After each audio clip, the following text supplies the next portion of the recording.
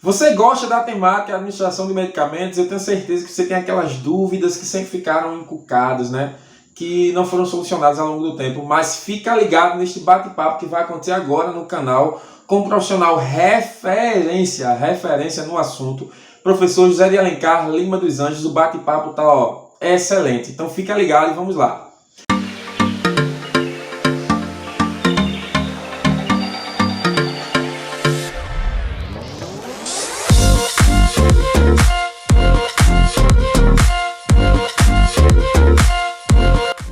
Fala galera do Enfermagem e Ciência, meu nome é Alexandre Paulino e vamos para mais um vídeo. Melhor daquela filmagem que o menino vai passar, sai da frente, Satanás. O menino passa da frente da câmera. Ouvi a pregação do nosso missionário e também Sadmei Satanás. Bom galera, beleza? Estou aqui com meu amigo professor Alencar, professor José de Alencar, grande amigo meu, parceiro de longas datas, e ele vai trazer alguns conhecimentos aqui, brevemente neste vídeo, para a gente comentar, um bate-papo na realidade, de administração de medicamentos, tá? Com dicas, com curiosidades, com legislações em relação a essa temática, com normas da Agência Nacional de Vigilância Sanitária, e vai ser um bate-papo bem envolvente, beleza? Então, Alencar, seja muito bem-vindo, se apresenta aí para o pessoal. E aí galera, professor Alencar, Alexandre Paulino, juntos aí para podermos fazer esse bate-papo.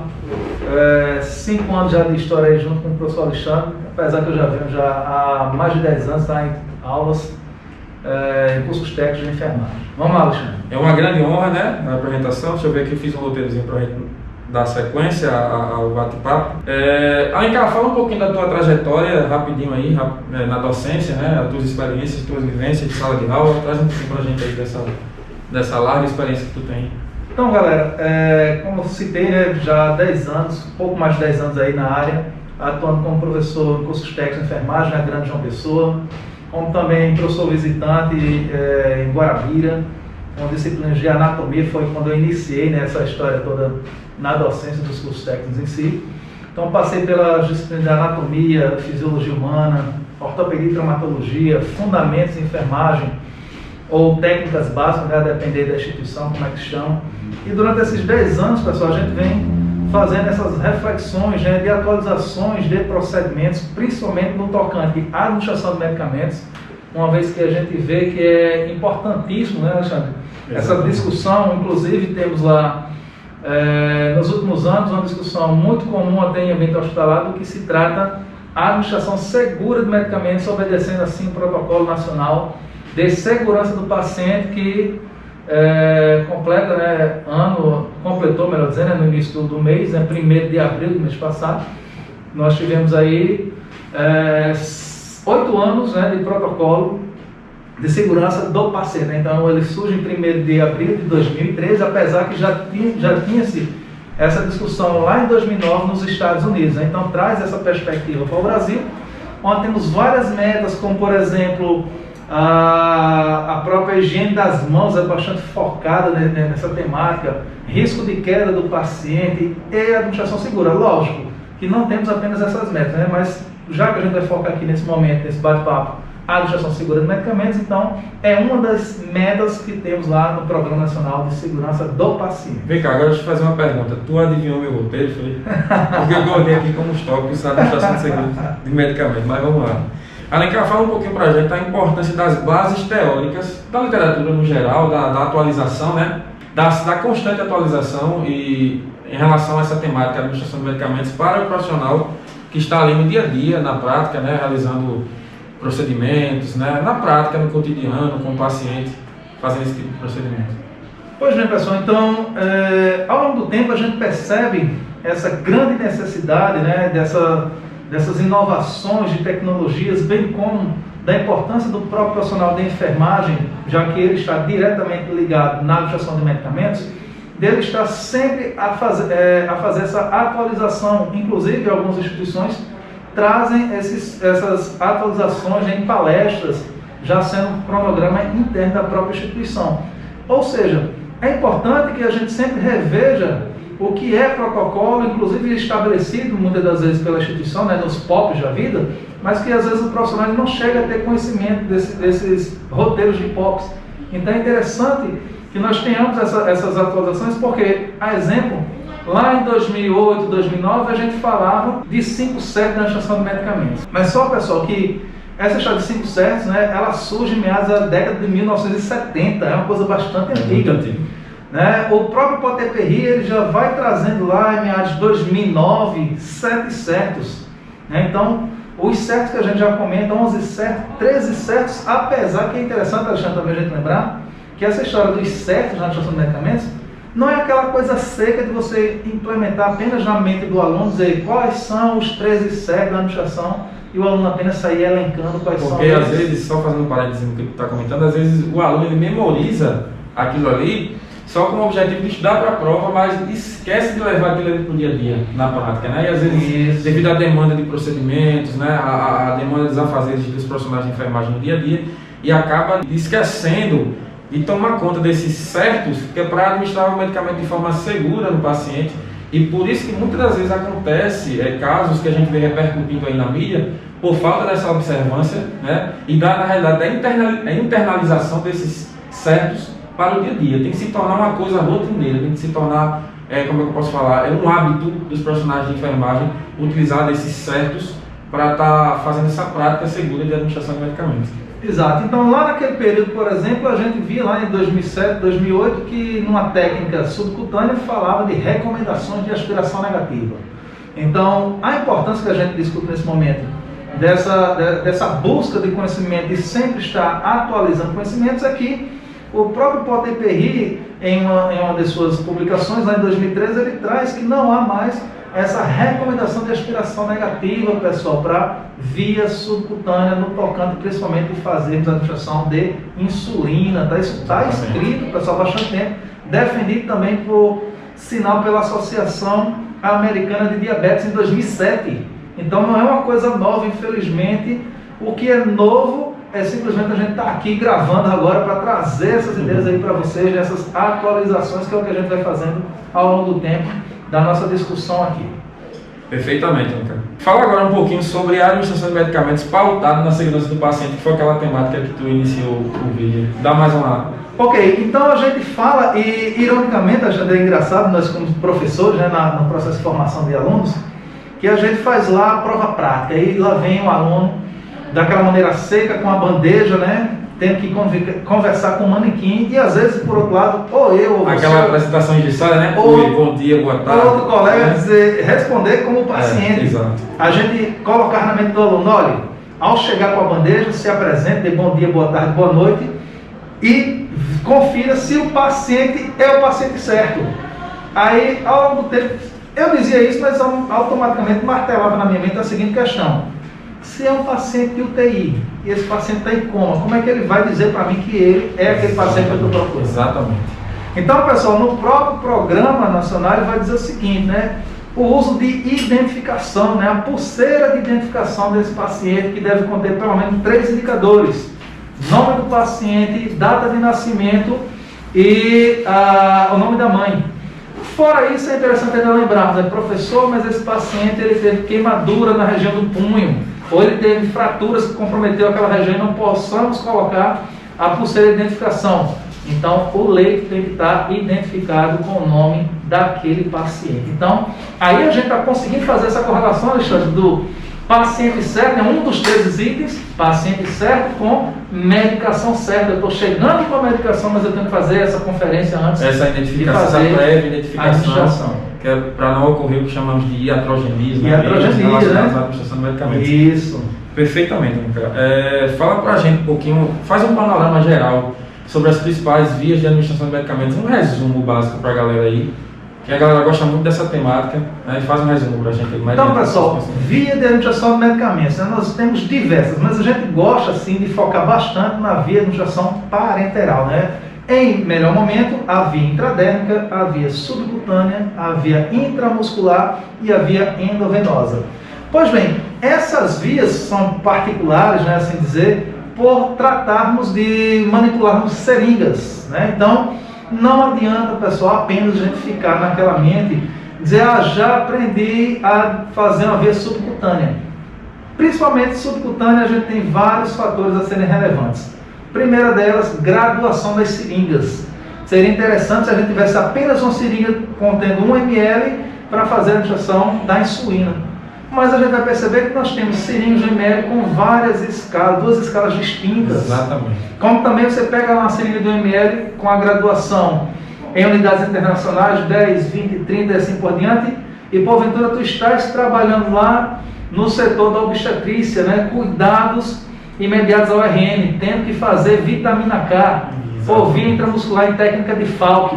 Aí a prescrição vai falar lá em miligrama e no final o colega olha para ti e diz, tu vai ter que fazer 0,1 ml da vitamina K por via intramuscular em técnica de Falk, mas a seringa que tu tem ali disponível é uma seringa graduada E aí, às vezes unidades. acontece o contrário. Por exemplo, tu chega para administrar insulina em um paciente, né, um controle ali hiperglicêmico, um controle glicêmico, e aí tu chega na unidade e só tem seringas graduadas em ml. E a prescrição que a gente sabe de insulina, a prescrição insulínica é em unidades. E às vezes se o aluno não tiver conhecimento de causa, ele não sabe fazer essa conversão.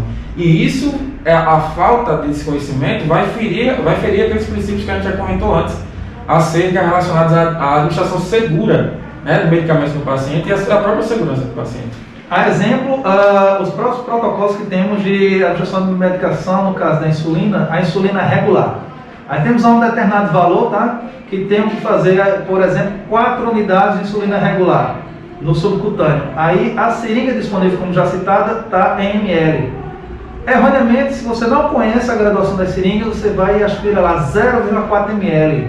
Benção, tu está fazendo 40 unidades internacionais no teu paciente. 10 vezes mais do volume. Olha só o perigo. E é lembrar que isso é insulina, né, de ação mais rápida, né, a insulina regular. E por sermos professores de TBE de fundamentos, Alencar, a gente percebe que na prática, assim, muitos dos nossos alunos no início eles têm essa dificuldade de conversão e é por isso que a gente bate muito em cima dessa tecla, a gente desloca um tempo da aula só batendo nessa tecla, porque isso vai interferir na assistência do paciente futuramente. E se o aluno ele já tem que sair, principalmente você, nós que somos professores de cursos profissionalizantes nessa área também, a gente bate muito, não só na sala de aula, quanto nos nossos cursos, que é para fazer essa conscientização do aluno, tá? Que é para ele fazer isso de forma segura. E ele ter isso, como eu falei anteriormente, ter isso como hábito. Essa conversão tem que existir como hábito, para que não ocorra esses erros. Isso. Que é interessante, né? Por mais que a própria Sociedade Brasileira de Diabetes, no manual lá em 2017, com o BM 2018-2019,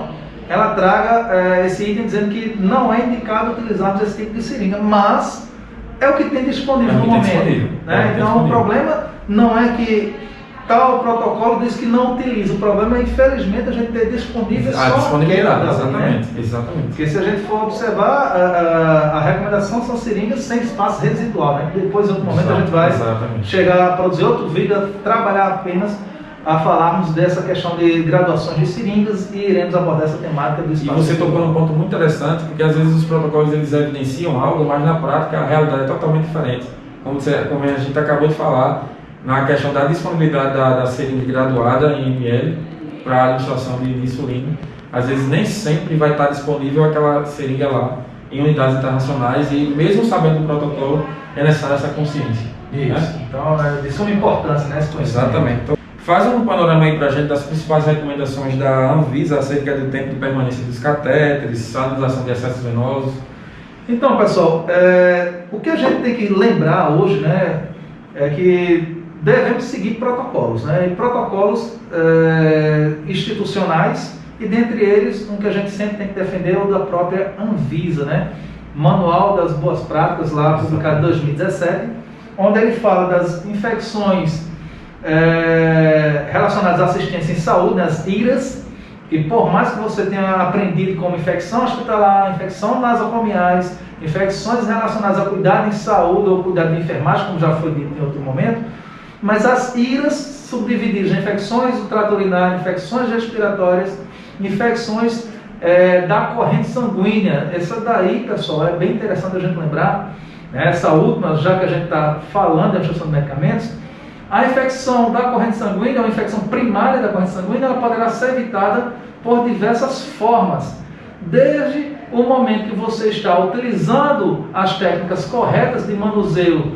da própria seringa ou dos catéteres em si, que a gente vai estar utilizando, como também o tempo de permanência destes dispositivos.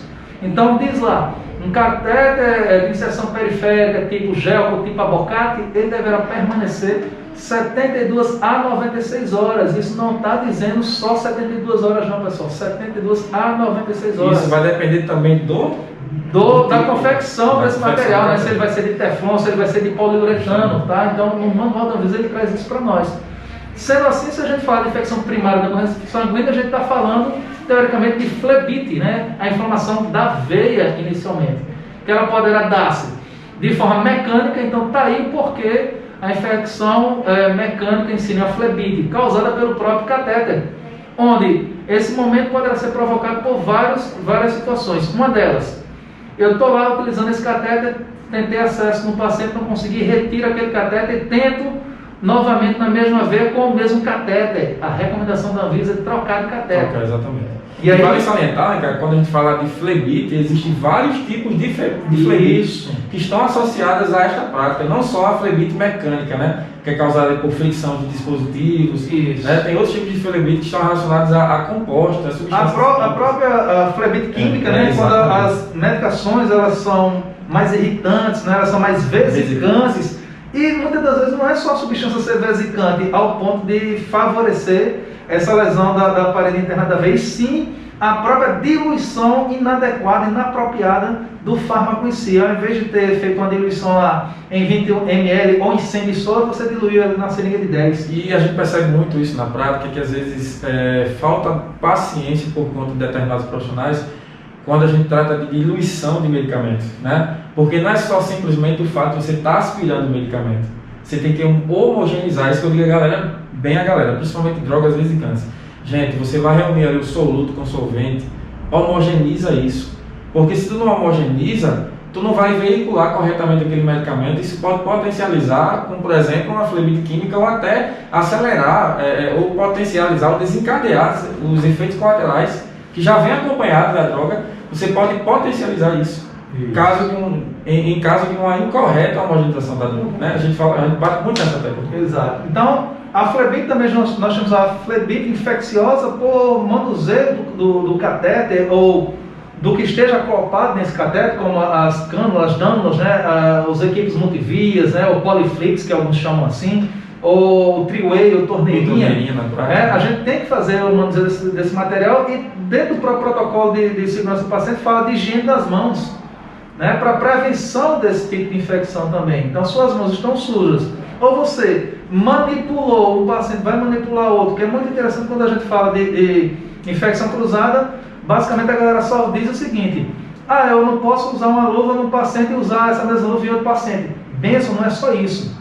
Quando a gente fala de infecção, é interessante lembrar também que se eu vou fazer mais de um procedimento no mesmo paciente, eu também tenho que trocar de luvas e higienizar minhas mãos. Isso é muito importante. Tá? Então a infecção não foi só porque você usou a luva em outro paciente e está usando esse agora, não. Às vezes você usou uma luva lá num sítio contaminado e está agora manuseando o dispositivo de acesso venoso do paciente com a mesma luva. Então você está levando infecção de um sítio para outro no mesmo paciente, que é isso que a gente também tem que atrelar. Porque quando a galera às vezes dá conceitos de infecção cruzada, só fala de paciente para outro mas paciente. Aí você está tirando também uma infecção do próprio paciente de um sítio para o outro. Então a gente tem que focar nisso também. E às vezes, por exemplo, existem micro-organismos que estão presentes ali na flora, na nossa flora epidérmica, digamos assim, que esses micro-organismos, encontrando uma porta de entrada, como um ciclo de inserção periférica, por exemplo, pode ocasionar, como a gente até comentou, né, anteriormente nos cursos,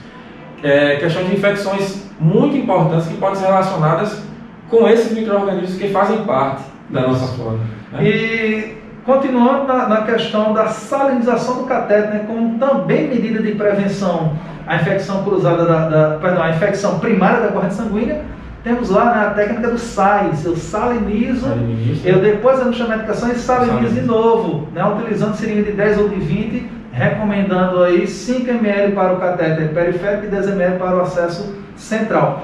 Mas temos que lembrar o seguinte, pessoal: o flush ou a salinização do catéter, ele tem por prioridade não apenas evitar uma infecção primária da corrente sanguínea não é só ou manter um limpar... catéter permeável, né? Eu acho muito massa gente- essa frase. Manter a via pérvia. A permeabilização da vida. Não é só isso, não é pessoal. só. Temos outro item lá nos 13 certos, que é justamente a interação medicamentosa, minha gente.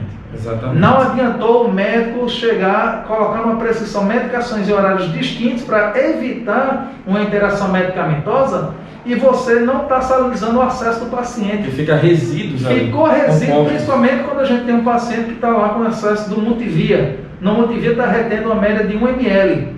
Então você fez a medicação do paciente no multivia, não fez a salinização, então fica 1 ml ainda de solução e daqui a 2 horas tu vem com outra medicação que por sinal tem esse risco de interação, ou melhor, tem a interação que não deveria ser administrada junto com a anterior, e aí você está agora somando as duas medicações no próprio dispositivo. E às vezes acontece até aquela relação de antagonismo. Antagonismo, né? Exatamente. Então, você está fazendo com que ocorra uma anulação, O né? bloqueio do receptor celular não vai se ligar, receptores Então, entendo que salinização de catéter não tem finalidade apenas de manter a via pérvia, né, de permeabilidade de catéter. Sim, tem o risco também, pessoal, de interação medicamentosa, né? Exatamente. A lembrar que a interação ela poderá anular ou poderá potencializar a Poderá ação potencializar. do fármaco, né, que você está Ou sendo. poderá, como é que eu posso dizer, potencializar também efeitos adversos. Efeitos adversos. Efeitos adversos, ou eventos adversos, Isso, né, que a isso, farmacologia isso. chama. Cara, se a gente for aprofundar nesse bate-papo, é 3 horas. Vocês estão tendo aí, ó, 5 anos de faculdade em meia hora de vídeo, né? A informação, o HD aqui é pesado. Então vamos lá. Alencar, fala pra gente a importância rapidinho aí das tecnologias na administração de medicamentos. E já temos aqui dispositivos aqui que a tecnologia nos favorece isso, né, nessa prática. Então, Fala pessoal, um pouquinho hoje, dessa né, é interessante que o aluno ele está lá na disciplina de farmacologia e chega no cálculo. Quando chega no cálculo, ele fica louco, né? Ele diz, eu vim para a enfermagem achando que não tinha matemática e agora tem cálculo. Game over. E agora já era, a gente até brinca, ó, se são 3 avaliações, se der bem nas 2 primeiras, porque cálculo vai chegar, tá? Exatamente. Então estuda aí, mete a cara nos livros, porque vai chegar o momento do cálculo. Então, pessoal, nessa tecnologia, nessa perspectiva, tá, do cálculo em si, nós temos dispositivos, a exemplo das bombas, né, a bomba de infusão contínua, a BIC, como também temos aqui a bomba de seringa, né, que é essa última aqui, muito comum, a nível de UTI neonatal. Tá? Alguns blocos cirúrgicos, não todos, não vou dizer assim generalizar, mas algum bloco cirúrgico ou outro possa ser que utilize esse tipo de bomba, né? Bomba de seringa, que aí vai facilitar um pouco a vida e, lógico, o ponto crucial, que não é só facilitar a vida do profissional, e sim termos uma garantia de que aquela droga ela será inserida no paciente naquele tempo previsto, correto. naquele tempo correto que está sendo. E isso interfere numa coisa que a gente chama de ver meia-vida farmacológica da droga, Isso, né? a meia-vida, né, a vida útil do vida fármaco útil, em si, exatamente. durante aquele processo todo da administração desse fármaco que está sendo prescrito. E em relação a isso, existem drogas que ela vai depender, o efeito da droga ela vai depender do tempo de permanência do composto químico no plasma sanguíneo. Como exemplo disso, nós temos aí as drogas utilizadas, por exemplo, em terapia intensiva, que são drogas que de efeito imediato, e as respostas dessa droga vai estar relacionada com a presença, a permanência daquele composto no plasma sanguíneo. E aí, para ajudar isso aqui, nós temos a questão da bomba de infusão contínua, que é para ajudar neste efeito contínuo da droga, digamos assim, no organismo do paciente. Então, pessoal, temos, além das bombas, né, eu acredito que poucos de vocês chegaram já a ver isso aqui, ó. Já foi lançado aí no mercado, tá? Esse dispositivo aqui, que ele serve para a gente colocar também lá na câmara de gotejamento, tá? Do equipo de soro. E aí nós temos como fazer o controle também do gotejamento. E interessante lembrarmos que esse daqui ele traz tanto para microgotas quanto para macrogotas em si, ou gotas, né? Apesar que também bombas de infusão hoje, Alexandre, algumas marcas mais recentes, ela já traz conversão da bomba para número de gotas, porque quando a gente fala de ml hora é a mesma coisa de um cálculo de microgotas, né? Mas já existe muito a vida do profissional. bombas mais recentes já com essa conversão também, tá? As mais novas já trazem essas conversões. Exatamente. Porque já existiu situações na prática, por exemplo, a gente pensa que a gente estuda aquela questão de cálculo de medicamento na faculdade e a gente nunca vai usar. Mas já existiam situações na prática mesmo de pegar a prescrição, interpretar a prescrição e ter que fazer cálculo para poder administrar a droga de forma segura. A gente pensa que a gente vai usar, mas eu tenho certeza que vai existir uma situação na sua vida profissional que você vai precisar fazer aqueles cálculos que você aprende na escola. Então, foca bem essa parte. A gente vai ter temáticas relacionadas a isso aqui também no canal e é muito importante. Então, pessoal, além dessas tecnologias que a gente fala das bombas, né, eu comentei aqui sobre salinização de catéter, a Anvisa também fala, pessoal, sobre podermos utilizar seringas pré-elaboradas, né? Então já temos seringas disponíveis no mercado também, que ela já vem fabricada com a solução salina. Não é apenas eu pegar um tubete, né, como esse aqui, mas um tubete desse aqui contendo o soro fisiológico, está aqui, né, o tubete em referência, na concentração de 0,9, pegar uma seringa de 10 e aspirar esse conteúdo. Já existe no mercado, está disponível, a exemplo até da própria marca BD, já existe aí, ela vem a seringa já pré-elaborada, né, já vem elaborada, melhor dizendo, com a solução salina para a gente poder fazer a salinização, para poder fazer o fluxo do catéter do paciente em si. Então isso é tecnologia, pessoal. É interessante que a gente chegue a conhecer esses dispositivos, né, que vão facilitar e vão evidenciar uma melhoria na assistência ao paciente, lógico, ainda focando, que a gente já discutiu aqui, a segurança do paciente. E eu acho interessante, Alencar, essa temática, porque muitas vezes não, quase sempre, isso não é abordado em faculdade. Pelo menos eu não tive essas vivências durante a minha faculdade. E é por isso que é sempre importante a gente estar mantendo essa atualização constante, e já eu indico a vocês a realizarem bons cursos com bons profissionais em relação a essa temática, para vocês terem essas atualizações e o aparato tecnológico de incorporar no conhecimento de vocês, porque isso vai depender muito de cada instituição. Vai chegar uma instituição que você vai ter um equipamento como esse e você não vai saber manusear. E se você não tiver um preparo prévio disso aí, vai complicar um pouco a sua vida, né? E possa fazer com que você fique um pouco para trás em relação a outros profissionais, porque você não tem esse conhecimento. Agora, para finalizar, Alencar, fala para a gente aí dos vícios, né, do dia a dia. A gente estava até comentando ali a regra dos 3 segundos, né?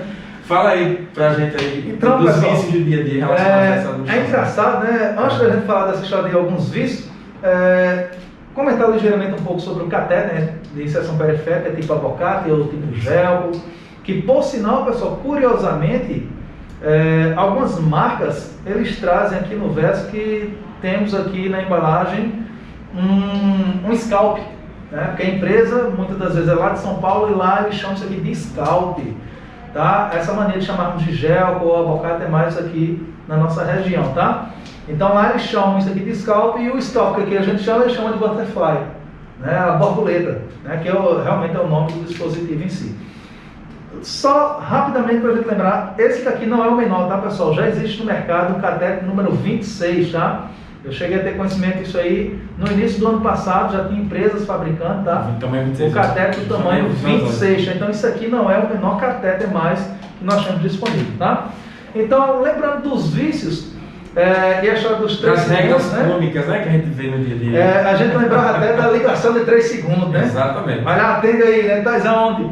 Ou seja, o conector Luer Look, pessoal, tá? Tá aqui, ó, conector Luer Look, vulgo tampinha do Triway, tampinha da torneira de 3 vias ou do multivias. Esse conector, pessoal, na realidade a recomendação é você trocar ele a cada momento que você for fazer a administração de medicações no paciente. Então, retirou isso aqui, higienizou lá o dispositivo, faz a medicação. Beleza, infelizmente a instituição não está dispondo do dispositivo para você fazer a troca, né? Mas você tem que higienizar isso aqui e evitar que isso aqui chegue a entrar em contato com a bandeja, se a bandeja não é estéril. O problema, pessoal, disso aqui isso cai no chão, aí vem a história dos 3 segundos. Apanhe antes de 3 segundos e pode jogar álcool ali em cima e colocar de volta, que está tudo certo. E a gente fez até uma brincadeira que dá tempo, se fosse em épocas atrás, daria tempo até você fazer uma ligação pela Oi nos 3 segundos, né? Oi, tudo bem? Apanhou, conectou e colocou lá de volta, isso, né? Para você ver que ideias como essas às vezes são propagadas, isso é um perigo muito grande, né? Por isso que a gente tem que estar por dentro desses protocolos, dessas atualizações, para a gente minimizar, eliminar esses vícios, porque isso vai interferir na segurança do paciente, como a gente já falou anteriormente. Então isso aí traz esse risco crucial da infecção primária da corrente sanguínea. Então a gente tem que trocar os conectores a cada aplicação. Até brinco com os alunos dizendo, tem local que a gente chega, entrega isso aqui ao acompanhante e diz, guarda isso aqui como seja a sua vida.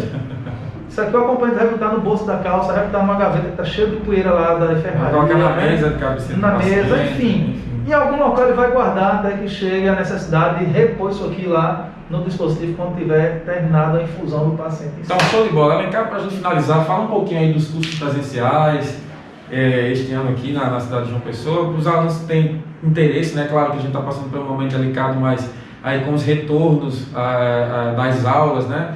Com a autorização através de decretos, a gente vai tentar normalizar esses cursos. E aí, quais são os teus planos para esse tempo aí, pós-pandemia? Então, pessoal, aí nós temos, né, há mais de 3 anos, tá? Finalzinho de 2008, outubro de 2018, dei início a essa jornada desse curso de administração de medicamentos por via parenteral, tá? Muitas vezes as pessoas dizem, isso aí é um assunto que a gente já vê em sala de aula.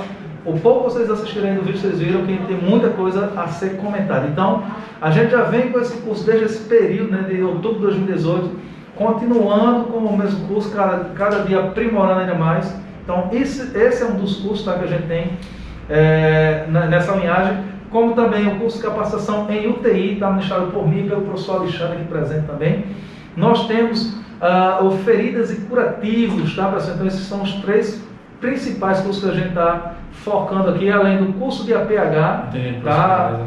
Atendimento pré-hospitalar do professor Alexandre. E por fim, a gente aí já elaborando também algum curso voltado para profissionais que atuam em home care. Exatamente. Tá, pessoal? Então, esses são os 5, né? Que inclusive é uma das grandes oportunidades que, assim que o aluno sai do curso técnico, é a oportunidade que mais abre as portas para o aluno, é a questão do home care. E às vezes o cara chega lá no home care para trabalhar com o paciente, cuidando de um paciente, né, realizando a sua assistência de enfermagem, e às vezes eles necessitam saber de práticas, como por exemplo, o manuseio de sondas de gastrostomia, a aspiração do paciente, né? E isso a gente vai ver nos nossos cursos, né, com bastante foco na literatura e em riqueza de detalhes, tá? E isso vai preparar você para o mercado de trabalho. Então é importante você ter esse preparo prévio, para quando você chegar lá, você já atuar de forma mais segura e principalmente tendo a consciência do que está fazendo.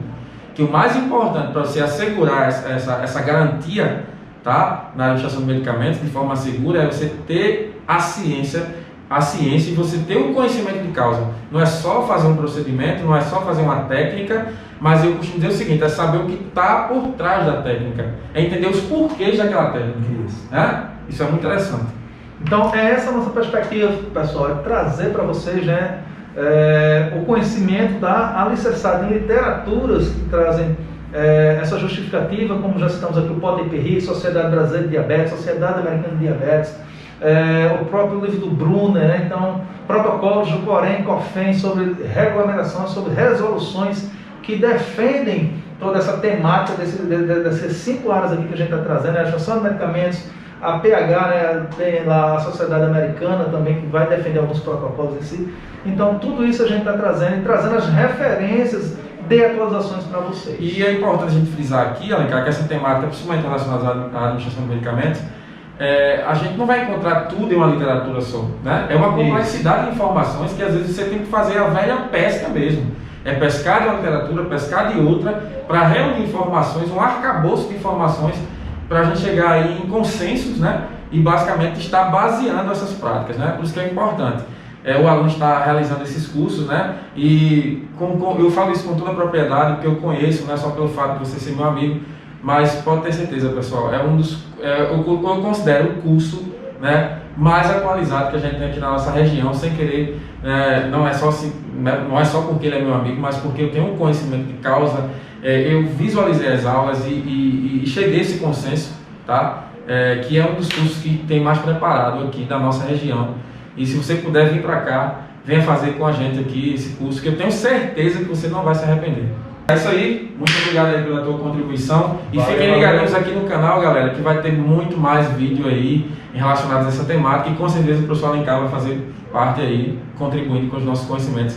Então fica com Deus, aquele forte abraço e deseja aí tua mensagem final aí para a galera. O que é que você diz aí para o aluno, um aluno de técnico de enfermagem, um aluno de graduação em enfermagem? Fale para ele os principais pontos que ele tem que se atentar, só para a gente finalizar aqui, para a futura prática desse profissional. Então, galera, sempre para poder mantermos atualizados, né, é necessário a busca, né, não é só limitar-se ao que foi aprendido. Então, a busca, né, de conhecimento através das literaturas. Hoje a gente tem toda uma facilidade de acesso, então tá lá, manual da Anvisa, o manual da Sociedade Brasileira de Diabetes, manuais da própria BSER, tem um bem interessante sobre diluição de medicamentos. Então a gente tem que somar buscando isso aí. Então é através disso, pessoal, que a gente vai crescer como profissional na área da enfermagem. Tá? Então cola conosco aqui, tá? Vem fazer o curso aqui, vem fazer, ou melhor, fazer os diversos cursos aqui para preparar você para o mercado de trabalho. Então valeu, velho, forte abraço, Deus te abençoe. Valeu. Cara, esse cara eu costumo dizer que é um HD repleto de informação. Valeu, galera, tamo junto, até a próxima.